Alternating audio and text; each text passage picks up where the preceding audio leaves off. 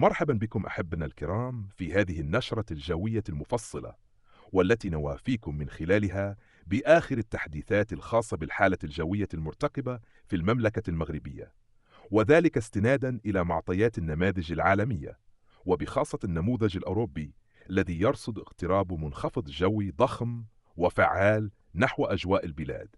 قبل الخوض في التفاصيل، نذكركم مشكورين بأهمية دعم قناتنا عبر الاشتراك وتفعيل زر الجرس حتى تصلكم كل التحديثات أولا بأول، فأنتم أساس هذا العمل ووقود استمراريته. جزاكم الله كل خير. وبالعودة إلى الحالة الجوية، تشير المعطيات الحالية إلى اقتراب كتلة هوائية باردة وعميقة ناتجة عن منخفض جوي نشط يتمركز حاليا في غرب القارة الأوروبية، ويتحرك تدريجيا نحو منطقة غرب المتوسط، ليبدأ تأثيره الفعلي على أجواء المغرب خلال الساعات والأيام المقبلة. ويتوقع بإذن الله أن تبدأ أولى تأثيرات هذا المنخفض عبر نشاط ملحوظ في حركة الرياح، خاصة في المنطقة الممتدة بين شمال المملكة والمرتفعات الوسطى، حيث يرتقب أن تشهد بعض المناطق هبوب رياح قوية نسبيا، خصوصا على السواحل الشمالية والمرتفعات الأطلسية، وكذلك في الجهة الشرقية للمملكة بفعل الضغط الجوي المتدني الذي يرافق هذا الاضطراب. ومع تعمق المنخفض وتقدمه نحو اليابسة، يتوقع أن تبدأ السحب بالتكاثف تدريجيا فوق مناطق مثل العرائش، طنجة، أصيلة والدريوش، حيث تكون السماء غائمة جزئيا إلى كليا، مع فرص لتساقطات مطرية خفيفة إلى معتدلة، قد تكون على شكل زخات رعدية متفرقة، خصوصا في مدن مثل وجج ردا وعاطف، إلى جانب مناطق السكور، مداز وإفران. كما تشمل الزخات الرعدية مناطق بوعرفة، فكيك والراشيدية، مع احتمال استمرار الأجواء الغائمة على فترات، تزامنا مع امتداد السحب الماطرة نحو وسط وشرق البلاد.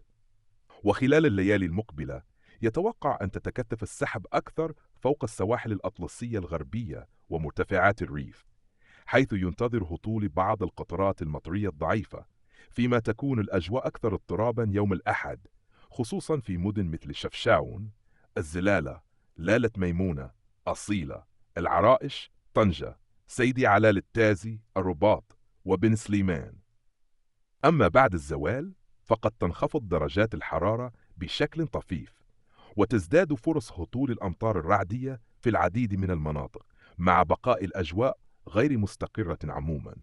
وفي بداية الأسبوع المقبل، أي يوم الاثنين، تتواصل هذه الحالة غير المستقرة، لا سيما فوق المرتفعات الجبلية، فيما تشير التوقعات ليوم الثلاثاء إلى احتمال تشكل سحب ممطرة فوق مناطق التبين وأمشي. أما يوم الأربعاء، فترجح النماذج احتمال اقتراب اضطراب جوي جديد نحو وجدة، بركان، تاوريرت وتازة، وقد يمتد التأثير ليشمل تال سينت، تالا ومداز، وتبقى الأعين متجهة إلى يوم الخميس، حيث ينتظر أن تتجدد التساقطات المطرية، خصوصا فوق أقصى الشمال والمناطق القريبة من الواجهة المتوسطية، مع استمرار الأجواء الممطرة في مناطق أخرى من البلاد.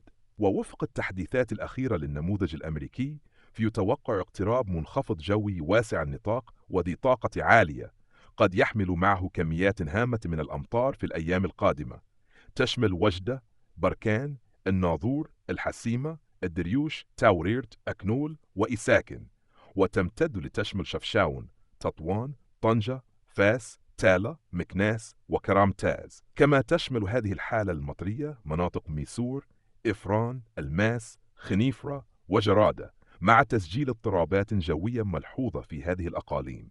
الأمطار المرتقبة قد تكون غزيرة أحيانا، خاصة على الواجهة المتوسطية، وتتجه تدريجيا نحو مناطق بني ملال، إفران، مكناس، فاس، قرية بو محمد، الحسيمة، تطوان وسبتة، مع احتمالية تساقط الأمطار في نواحي المضيق كذلك. نذكركم مجددا بمتابعة النشرات القادمة أولا بأول، فالاضطرابات لا تزال مستمرة والمفاجآت الجوية واردة، فكونوا على استعداد، ولا تنسوا دعمنا بالإعجاب والمشاركة. حفظكم الله أينما كنتم.